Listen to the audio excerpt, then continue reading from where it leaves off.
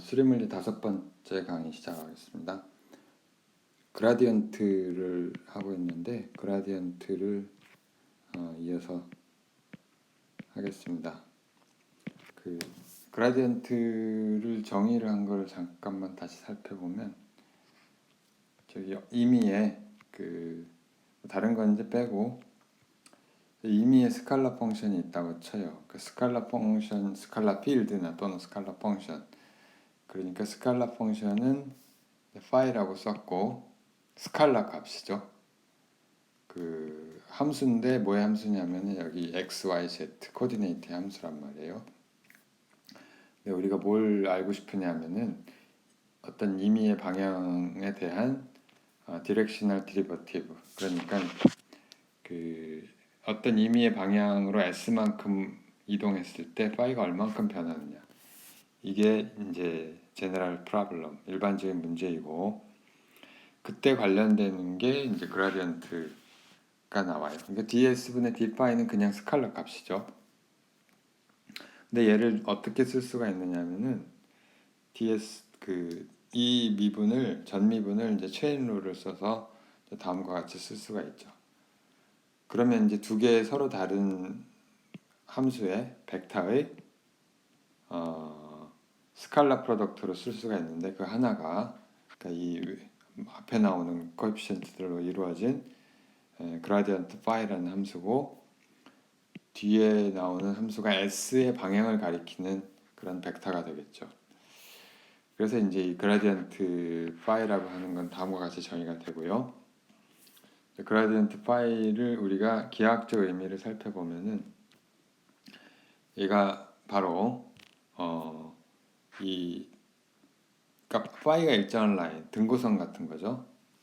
그 높이를 예를 들면 파이가 일정한 라인으로 우리가 미분을 하면은 이 값이 0이 될 텐데, 그렇다는 얘기는 u라는 방향이 이때는 그라디언트 파이와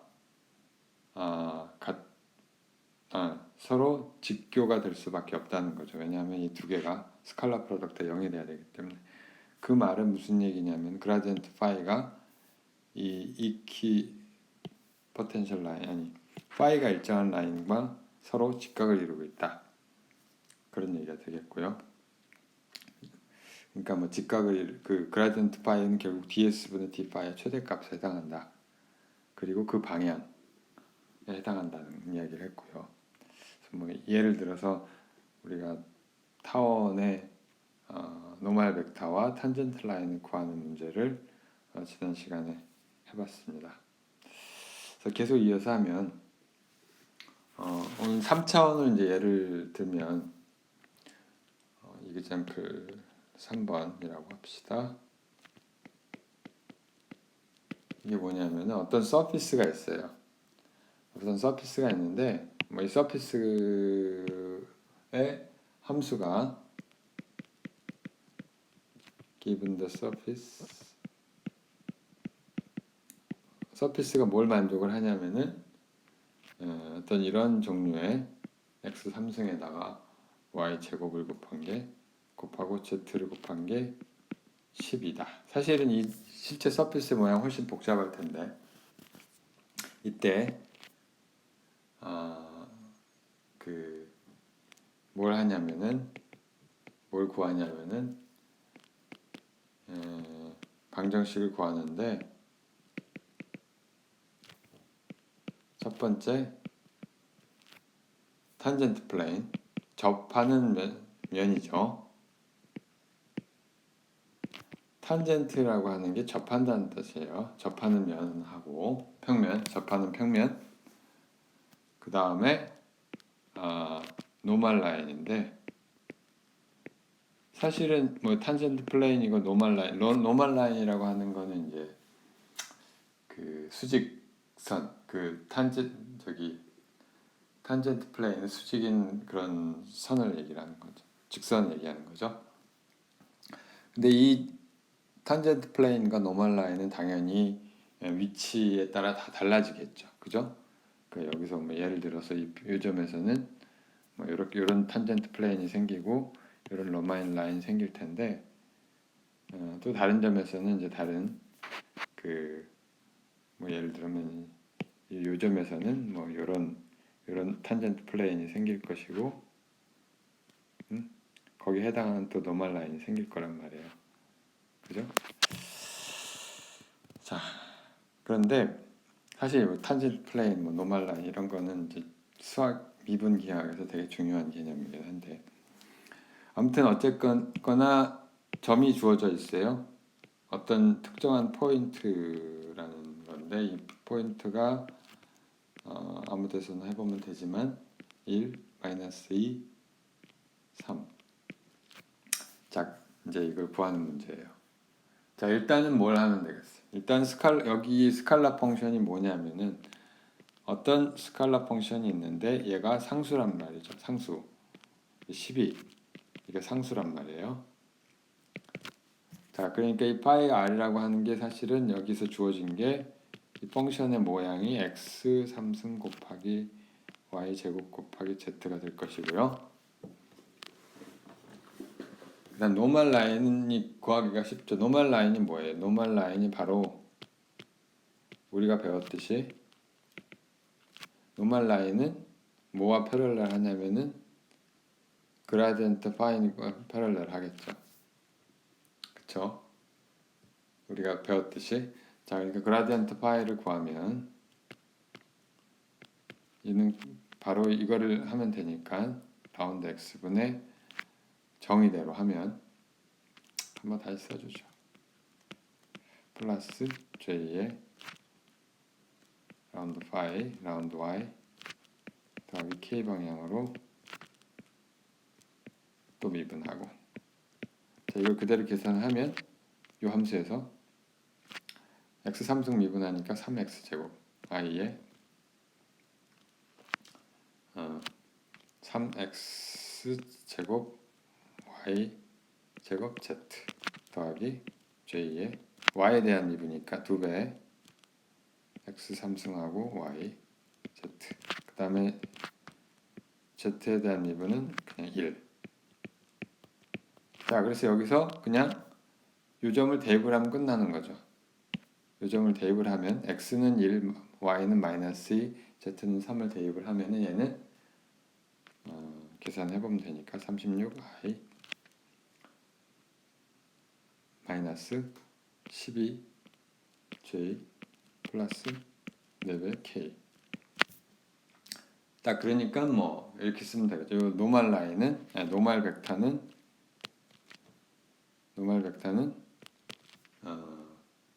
9i 마이너스 3배 j의 k 이렇게 쓰면 되겠죠. 뭐 여기서 이 직선의 방정식 구하는 거는 뭐 단순하고요.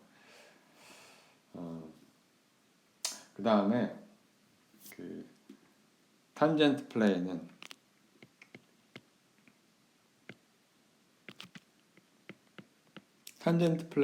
뭐냐면 요 그림을 가져와서 좀 보게. 탄젠트 플레인은 이 특징이 뭐냐면은 그 노멀 라인과 수직인 모든 벡터들의 모임이죠. 그래서 예를 들어서 내가 그 P라는 점이 있는데 P라는 점을 중심으로 어떤 벡터를 그렸어요. 어떤 벡터를 파란색으로 그렸어요. 어떤 벡터를 그리더라도 얘는 얘와 수직이 돼야 되죠. 그게 탄젠트 플레인의 정의죠. 그러니까 탄젠트 플레인은 뭐냐면 노멀 to n이 돼야 되고, 그쵸? 그 다음에 P라는 점을 지나야 되죠. 자, 그런 얘기는 무슨 얘기냐면 임의의, 그러니까 P라는 점을 우리가 R0라는 벡터라고 표현을 합시다. 얘가 1, 얼마였지? 1, 마이너스 2, 3. 마이너스 2, 3이고, 자, 그럼 요 벡터는 뭐냐면 임의의 R이라고 하는 벡터는 요 벡터는 R 마이너스 R0가 되겠죠. 그쵸? 자, 그러니까 R 마이너스 R0가 노멀 벡터와 수직이 돼야 되니까 이게 방정식이 되는 거죠. 얘가 0이 되는 게. 자, 또는 우리가 R0는 n 이미 구했죠. 그러니까 얘는 이렇게 쓰면 되는 거죠. 그리고 R0도 이미 구해져 있고. 자, 이거 성분별로 쓰면은 x 성분은 x-1 도트 n의 x 성분 9 그 다음에 빼기 3 n의 y 성분 3이고 그 다음에 r-r0니까 y 마이너스 2에서 2 그 다음에 플러스 k 성분 n 노멀 벡터의 k 성분이 1이니까 그대로 하면은 z 마이너스 3 이퀄 0 이렇게 구하면 되는 거죠. 간단하죠, 구하는 거는. 자, 이게 근데 아주 유용한 방정식이고, 유용한 개념이고, 중요한. 그 다음에 여기, 여러분들한테 좀 나중에 또 다른 example인데, 나중에 매우 유용한, 이게 어디 연습 문제 있을지도 모르겠는데, 있을 거예요, 분명히. 근데 이런 거 꼭 해봐야 되는. 뭘 계산을 해보냐면은, 그라디언트의 R의 n승. 이거는 물리학에서 나중에 늘 나와요. 아주 유용한 개념이고, 문제이고, 이걸 계산해봐라. 그러니까 어떤 R의 n승이라고 하는 예를 들면은 중력 포텐셜 또는 일렉트릭 포텐셜이 R의 마이너스 제곱에 비례하죠. 그 필드를 구하는 문제가 정확히 문제가 되는데, 그거는 뭐 나중에 예를 들 수가 있어요. 그 전자기학에서 어차피 배우는 내용이고, 전자기학 앞부분에서 일반 물리를 들으면은 요새 아마 그걸 하게 될 거예요. 아무튼 이걸 계산을 하면은 정의에 의해서 얘는 I 방향, x 방향으로 x에 대해서 이걸 미분해 주면 되고, 그러니까 스칼라 함수가 얘가 R의 n승이라는 뜻이죠. 크기의 제곱. 그 다음에 J를 또 R의 n승을 또 Y에 대해서 미분해주고 그 다음에 마지막으로 Z에 대해서 미분해줘. 자, 이제 이런 것들을 구하면 되는데, 자, 얘를 계산을 하면 되죠. 그러니까 사실은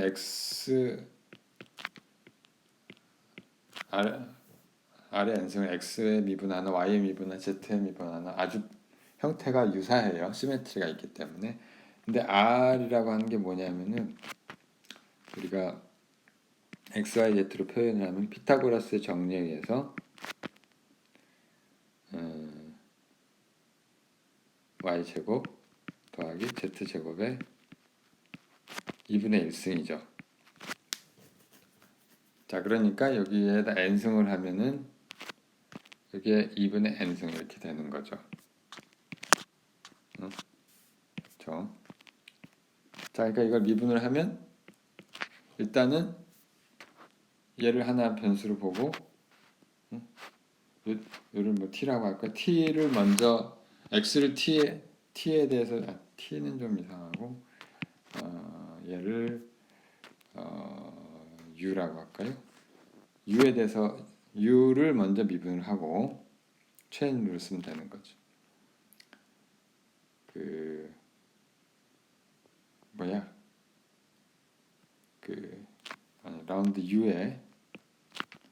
라운드에 u의 2분의 n승을 쓰고 그 다음에 다시 라운드 x에 라운드 u를 하면 되는 거죠. 이걸 하면 어떻게 돼요? u의 2분의 n승을 u에 대해서 미분하니까 2분의 n에 u의 2분의 n 마이너스 1승 곱하기 x, u를 x에 대해서 미분하면 2x. 다른 말로 하면은 그러니까 u는 사실은 이게 r 제곱이죠. 그러니까 이거 싹싹 지워지고 r에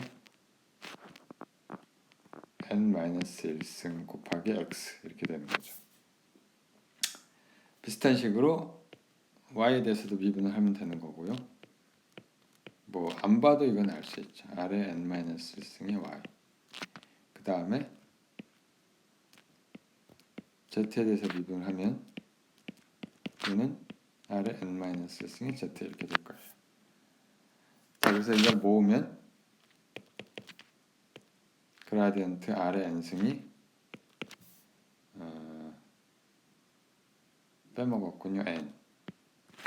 n을 빼먹었죠. n의 r의 n-1승 공통적으로 있고 그 다음에 i의 x 더하기 j의 y 더하기 k의 z 이렇게 되죠. 이게 뭐예요? 이게 바로 r이라고 하는 벡터죠. 성분이 x, y, z니까. 자, 그래서 얘는 n의 r의 n-승의 r 벡터 이렇게 될 겁니다. 그 유용한 예가 뭐가 있냐면 예를 들어 n equal 1. 그래서 그라디언트 r이라고 하는 놈은 n을 1로 넣으면 이게 r분의 1이 되죠. r분의 r 벡터. 다른 말로 하면 r의 유닛 벡터, r방향의 유닛 벡터 이렇게 될 것이고요. 네. 그 다음에 또 유용한 경우가 나중에 n equal 마이너스 2, 마이너스 1인 경우는 그라디언트 r분의 1이니까 를 하면은 마이너스 1이 되고 n이 마이너스 따라서 마이너스 r 제곱분의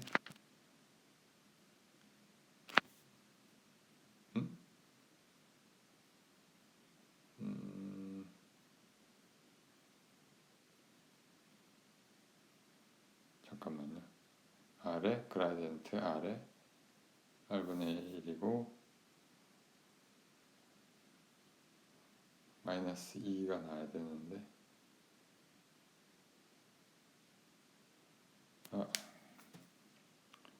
n이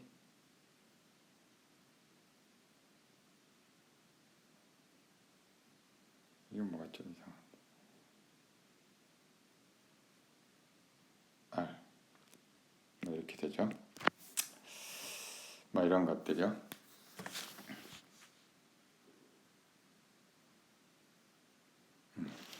아무튼 자 이런 것들이 이제 나중에 중요하게 되고요.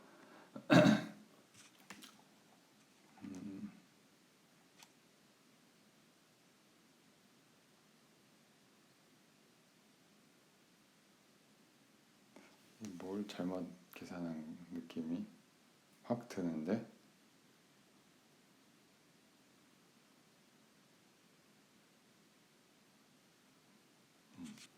뭔가 잘못 계산한 느낌이 드는데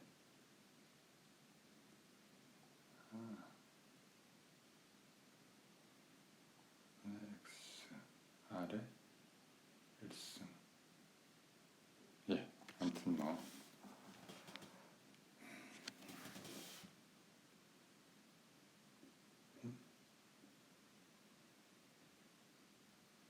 맞죠. 자 그래서 여기까지 예를 몇 가지 들었고 그라디언트를 물론 다른 좌표계에서 구하는 거를 생각을 해봐야 되는데 커빌리니어 코디네이트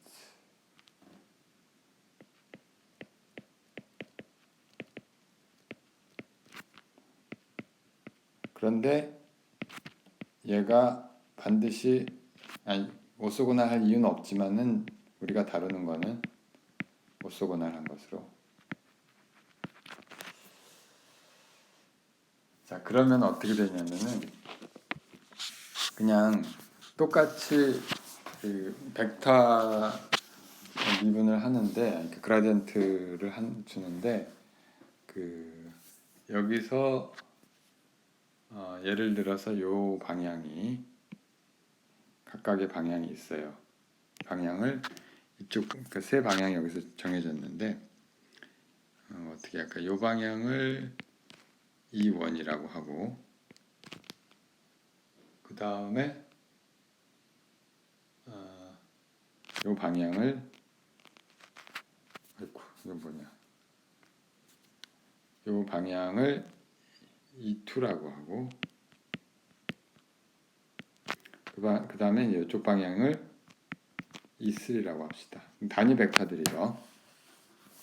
그리고 요 길이 각각의 길이들을 ds1 그 다음에 요 길이는 ds2 그 다음에 이쪽 길이가 ds3 이렇게 표현을 하면 되는데 자 그럼 그라디언트 f는 그냥 결국 길이에 대한 미분이니까 각각 방향에 대한 얘를 이렇게 쓸 수가 있을 것이고요. f를 s1에 대해서입니다. 그 다음에 E2 방향은 의 성분은 f를 s2에 대해서 미분한 거고 세 번째 방향은 f를 라운드 s3에 대해서 미분. 물론 이제 직교하는 경우에만 그렇죠. 직교하지 않으면 문제가 훨씬 복잡해져요. 근데 뭐 그건 우리가 여기서 다루지 않을 테니까. 근데 이 뒤에 이 코디네이트라고 하는 거를 그 다음에 이제 코디네이트를 뭘 쓰냐면은 Q1, Q2, Q3라고 써요. 왜 이걸 S1, S2, S를 안 쓰느냐? 두 개가 반드시 같을 필요가 없어요. 예를 들면은 우리가 폴라 코디네이트를 쓴다면 극좌표계요. 하나는 길이고요. 하나는 길이고 어떤 이런 좌표계를 쓴다고 하면은 하나는 길이고 하나는 길이 r이고 어떤 점을 표시를 할 때 또 하나는 또 하나의 그 좌표계는 변수는 세타가 되는 거죠. 그래서 r 세타 예를 들면은 이제 r 세타 극좌표가 그러니까 실린드리컬 아니 스피리컬 코디네이트가 하면 r 세타 5 이거 우리가 뭐 1학기 때 좀 했지만 자 그래서 이게 Q1, Q2, Q3가 반드시 S1, S2, S3랑 같아야 되는 게 아니에요. 자 S1, S2, S3라고 하는 거는 뭐 길이 이건 길이를 나타내는 거고 얘는 그냥 변수예요. variables. 알겠죠? 자, 그래서 요 그 컨버전 팩터를 쓰는데 그건 뭐냐면 ds1을 우리가 길이일 수도 있지만 아닐 수도 있으니까 이거 다른 값을 하나 집어넣어요. h1하고 dq1을 넣고 h2하고 dq2를 넣고 그 다음에 ds3는 h3 dq3 이렇게 하면 이제 길이가 된다라고 생각을 하는 거죠. 자, 그럼 얘는 다시 쓸 수가 있고요. 요거 대신에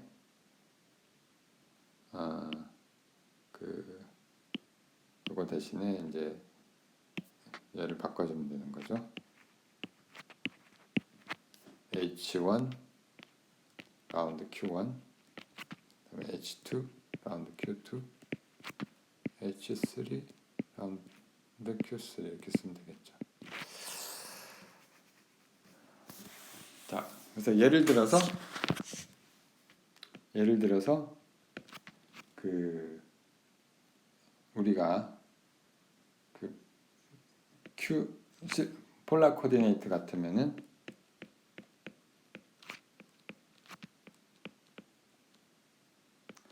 우리가 Q1, Q2는 R하고 세타가 되는데 S1, S2는 뭐가 되냐면은 R하고 R 세타 이렇게 돼야 되는 거죠. 그 D Q라고 하지 말고 D라고 하고 DQ. 이게 여기서 내가 변수의 디스플레이스먼트가 dr, d세타를 의미하는 건데, 그죠? 그대로 변수를 쓰면, 그러니까 dr이라고 하는 건 이쪽 방향의 디스플레이스먼트고, d세타는 이쪽 방향 앵글 디스플레이스먼트, 앵글이 얼마나 돌아가느냐, 길이가 아니고, 그죠? 이 앵글이 얼마나 돌아갔느냐 하는 문제인데, 이걸 우리가 길이 단위로 바꾸면은 얘는 h1에 dq1, h2에 dq2 이렇게 될 텐데, 이게 뭐냐? 하나는 그냥 dr이고 하나는 r d 세타 이렇게 되는 거죠. 그래서 우리가 이렇게 다시 비교를 해보면은 Q1, Q2는 r 세타인데 H1 여기서 길이 컨버전 팩터, 이걸 무슨 팩터라고, 스케일 팩터라고 부를까요? 이름이 있는데 내가 까먹었어요. H1은 1이고 H2는 R 이렇게 되는 거죠. 그 다음에 또 한 가지만 더 예를 들면 스페리칼 코디네이트는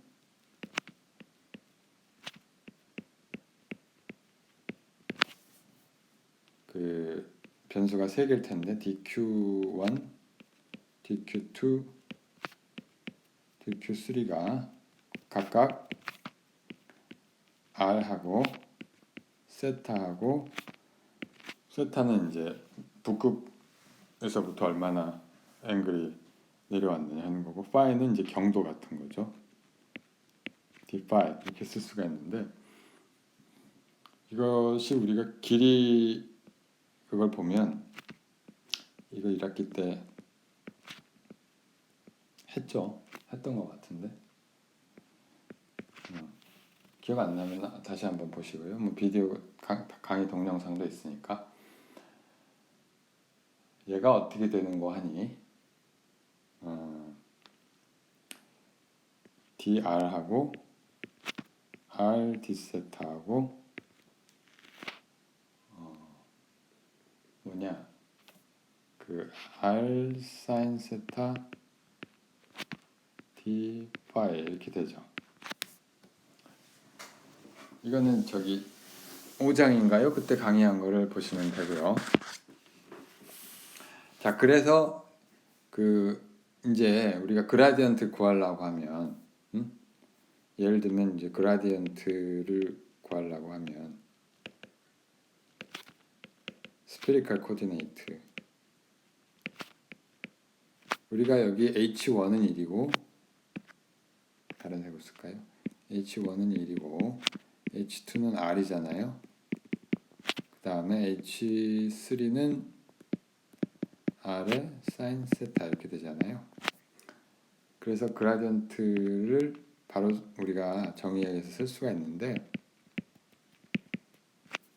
뭐냐 이걸로 쓰면 되죠. 어떤 함수의 그라디언트는 우리가 여기서 썼으니까 이걸 그대로 적용을 하면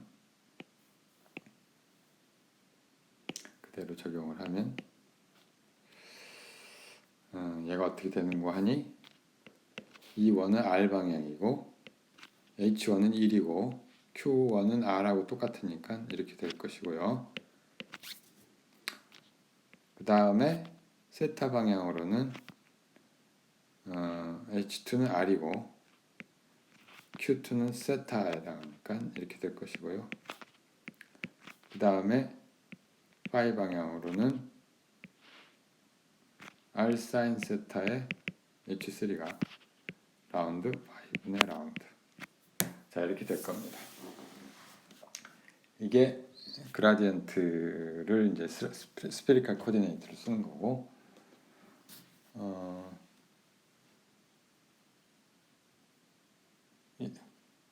실린드리칼 코디네이트 같으면은 실린드리칼 코디네이트를 쓸 때 어떻게 되겠어요? 실린드리칼 코디네이트는 사실은 폴라 코디네이트에다가 Z축 하나만 더 있는 거니까 이게 그 DSI라고 합시다. 이게 뭐냐면은 HI의 DQI인데 이 세 승분을 그냥 한 번에 쓴 거예요.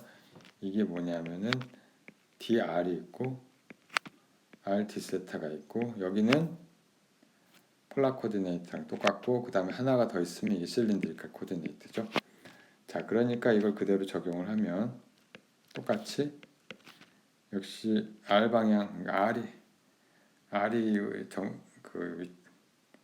정의가 다르긴 한데 위랑 로라고 할까요? 로라고 하고 이거는 이 원통에서 그 원 있잖아요. 원 부분 그 원 부분에 그러니까 여기 요 값을 로라고 하는 거예요. 그다음 요게 이제 Z가 위쪽 방향 Z고 앵글은 저기 원에서 돌아가는 앵글이고 그래서 로에 D 라운드 로분의 로 더하기 세타 방향은 여기서 세타 방향은 물론 이제 이렇게 돌아가는 이쪽 방향이 되겠죠. 저기 컨버전 팩터가 로우니까 이렇게 쓰면 될 것이고 Z 방향은 이렇게 쓰면 되겠죠. 자, 뭐 간단한 예를 하나만 들어보면 아까 그 했던 그라디언트 R이 어떻게 될 것이냐. 스페리칼 코디네이트에서 R이라고 하는 건 거리예요. 중심으로부터. 자, 얘는 근데 아래 아까 그 결국은 어떤 함수가 F라고 하는 함수가 원래는 벡터 스칼라 펑션이니까 벡터 아래 함수가 되는데 그게 그냥 크기에만 의존을 하니까 얘는 걸리는 게 여기밖에 없어요. 그래서 라운드 R을 R에 대해서 미분한 게 되죠. 그 다음에 나머지는 세타에 대한 의존성도 없고 파에 대한 의존성도 없으니까 전부 0. 따라서 얘는 그냥 이렇게 아까 구했던 것과 동일하죠. X, Y, Z로 뭐 이렇게 하는 방법도 있어요.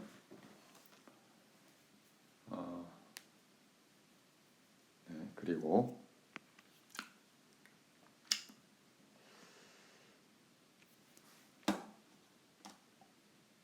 자, 근데 지금 우리가 그 어떤 이걸 다시 한번 생각을 해보면 요 이제 그 다음 섹션인데 여기 책에서는 7, 섹션 7 그 얘가 그라디언 요 표시 있잖아요. 요 표시가 그라디언트에만 국한되는 게 아니란 얘기를 할 텐데요.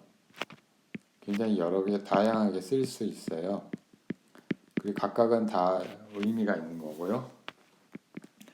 이 역삼각형 나블라라고 부르는 나블라라고 부르고 델이라고 많이 델 그냥 우리가 읽을 때 델이라고 많이 쓰는데 나블라라고 하지 말고 델이라고 합시다. 델이라고 하는 놈을 포함하는 다른 이제 그 익스프레션이 있는데 우리가 그라디언트의 어떤 스칼라 펑션을 했을 때 그 얘를 그 이렇게 썼잖아요.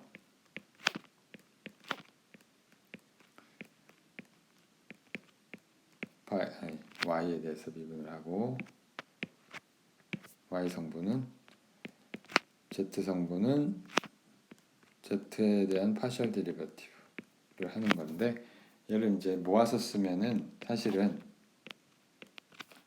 그냥 이렇게 쓴 다음에 미분 오퍼레이션이라고 하죠. 이렇게 쓴 다음에 이거를 파이에다가 오퍼레이션 했다 이렇게 얘기할 수도 있는 거죠. 이게 바로 뭐냐면은 그냥 얘를 따로 쓰는 거예요. 얘가 바로 이걸 의미를 하는 거고요. 이걸 의미하는 거고, 얘를 꼭 스칼라 펑션에 그대로 적용을 하는 것만이 유일한 오퍼레이션은 아니란 말이에요. 이걸 우리가 이제 어떤 하나의 하나의 벡터죠. 성분들이 있으니까 벡터인데 그냥 벡터가 아니라 그냥 벡터는 그냥 성분 값이 숫자로 어떤 양으로 주어진 것이고, 지금은 성분 값이 양으로 주어지는 게 아니라 미분으로 주어졌잖아요. 미분 오퍼레이터로 주어졌기 때문에, 그러니까 미분이 일종의 어떤 연산자잖아요. 오퍼레이터잖아요. 디퍼런셜 오퍼레이터. 근데 그 디퍼런셜 오퍼레이터들이 디퍼런셜 오퍼레이터 하나가 아니라 성분들을 갖는 벡터가 된 거예요. 그래서 이걸 벡터 디퍼런셜 오퍼레이터라고 부를 수가 있고요.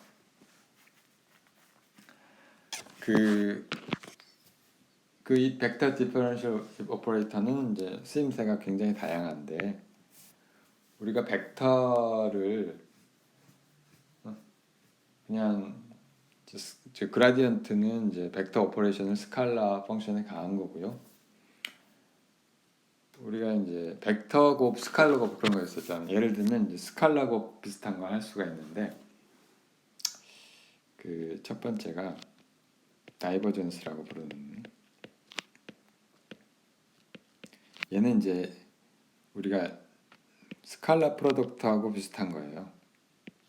스칼라 프로덕트는 우리가 두 개의 벡터가 있는데 두 개의 벡터 A, B를 내적을 한 거죠. 그렇죠? 두 개의 스칼라를 만드는 건데, 마찬가지로 비슷하게 다이버전스는 어떤 벡터 A에 대해서, 이건 이제 거꾸로 하는 건 아니고요. 반드시 이 오퍼레이션이 먼저 나와야 되죠. 그렇죠? 뭐에 대한 다른 오퍼레이션이 있어야 되니까, 이게 어떤 오퍼레이션이냐면은 벡터 펑션에 대해서 오퍼레이션을 하는 거예요. 벡터 펑션 A가 뭐 성분이 있을 거 아니에요. I에 AX, 이 전부 사실은 R의 함수죠. 이미 그러니까 함수니까, 펑션이니까. K에 A에 Z, R 이렇게 쓸 수가 있을 거고요. 근데 이걸 뭘 한 거냐면 결국은 다이버전스 del.A, 다이버전스 A라고 부르는데, 이건 뭘 한 거냐면은 요 오퍼레이션을, 요 미분 오퍼레이션이랑 복제하시고 요 미분 오퍼레이션이랑 을 어디에다 했느냐 하면은 여기 도트를 찍은 다음에 스칼라 프로덕트 한 다음에 여기에 한 거죠. 요 A라는 함수에 대해서 하면, 복제를 하고,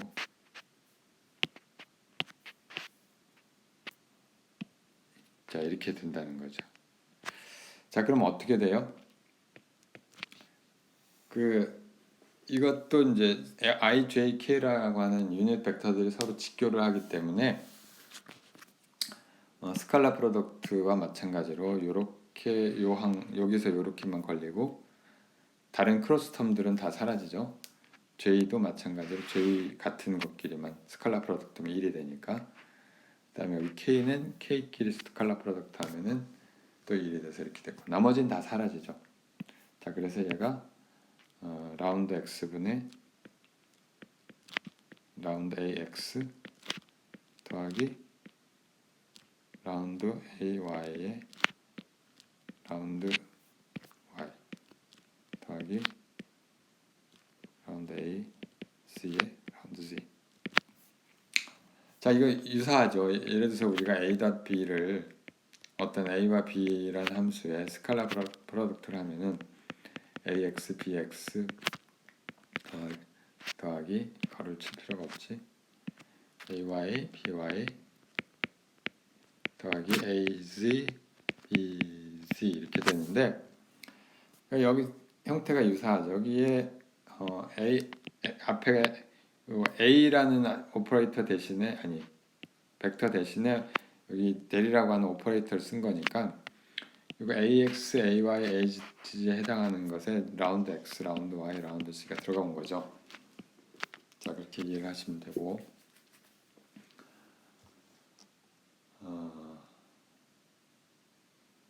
또 한 가지, 자, 요 의미는 나중에 얘기할게요.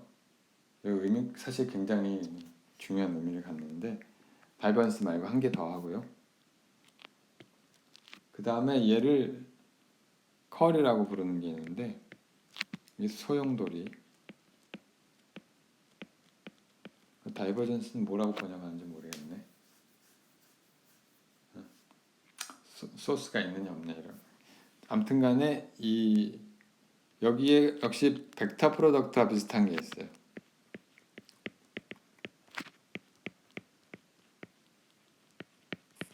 벡터 프로덕트하고 비슷해갖고 델 크로스에 이거 A를 쓰지 말고 다른 걸 씁시다. 똑같은 걸 하니까는 A가 앞에 나왔다 뒤에 나왔다 하니까 V라고 할까요? 자, A 벡터 프로덕트의 경우에는 이게 우리가 이렇게 쓸 수가 디터미넌트를 쓸 수가 있잖아요. I, J, K 하고 A, X, A, Y, A, Z, B, X, B, Y, B, Z 이렇게 쓸 수가 있고요. 자, 그러면은 여기 A, X 대신에 얘도 똑같은 형태로 우리가 쓸 수가 있을 텐데 여기 이걸 어떻게 하느냐면은 그 뭐만 바꿔주면 되냐면은 이거를 A 대신에 A라는 오퍼레이터, 물론 V 대신에 B 대신에 V가 들어오겠죠. 여기 V가 들어오고 A라고 하는 벡터 대신에 우리가 뭘 쓰면 되냐면은 미분 오퍼레이터를 쓰면 되겠죠. 미분 오퍼레이터를 쓰면 되는데 그게 바로 x에 대한 미분, y에 대한 미분, z에 대한 미분 이렇게 되겠습니다. 예를 들어서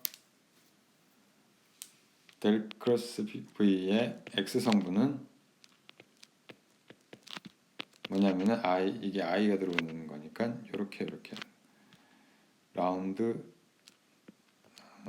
VZ를 y에 대해서 미분을 하고 그 다음에 y 성분을 z에 대해서 미분하는 거죠.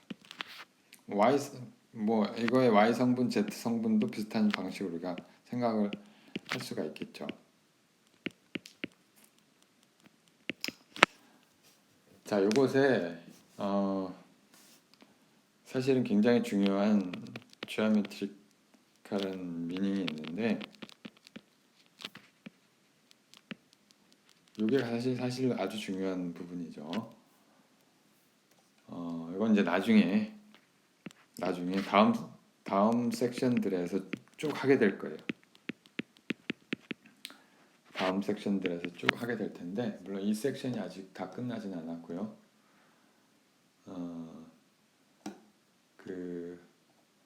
오늘은 일단 여기까지 하도록 하죠.